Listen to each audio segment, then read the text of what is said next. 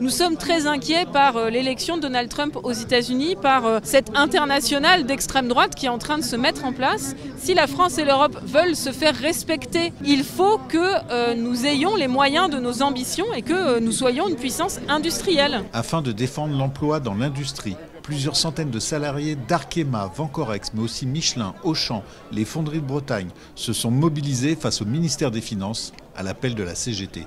De notre sel, on produit les éponges de zirconium pour le refroidissement des réacteurs nucléaires en France. On produit le carburant de la fusée Ariane et le carburant des missiles de défense français. On produit un fluide qui sert dans les transformateurs électriques et dont on est le seul producteur en Europe. Le concurrent, il est en Corée.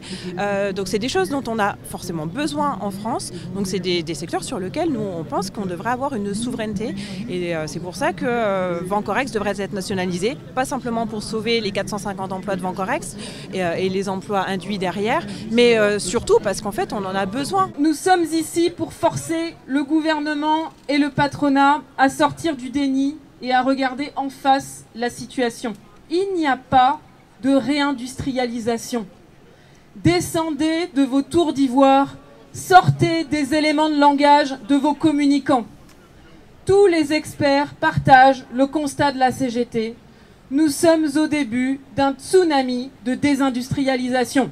L'exemple de ce que vivent les fonderies de Bretagne aujourd'hui, avec Renault qui pratique ce qu'il pratique depuis des années. Après avoir vampirisé la plupart des sous-traitants en demandant des baisses de prix, aujourd'hui délocalise sous prétexte de l'électrification des véhicules, alors que Renault a été aidé à hauteur de 5 milliards d'euros, comment l'État pèse et impose, ne demande pas, impose à Renault par exemple, de faire en sorte que les fonderies de Bretagne puissent avoir des volumes de production qui leur permettent de travailler à demain et à la transition. L'État doit peser, mais sauf que, bien évidemment, si on est là, c'est qu'on a énormément de doutes sur le fait qu'ils en aient la volonté. Jamais les entreprises n'ont touché autant d'aides qu'aujourd'hui.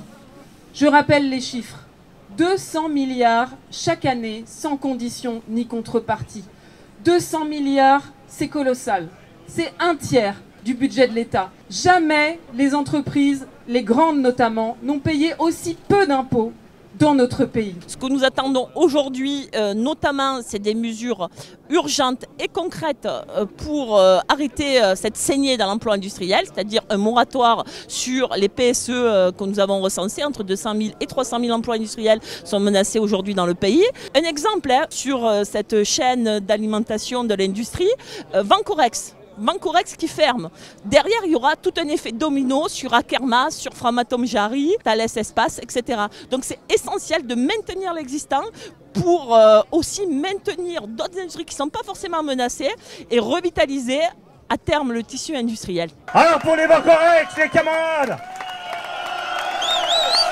quand on est un militant de la CGT, on se doit de lutter jusqu'au bout. Alors les camarades, je vous demande de faire de bruit pour nos camarades de Vancorex.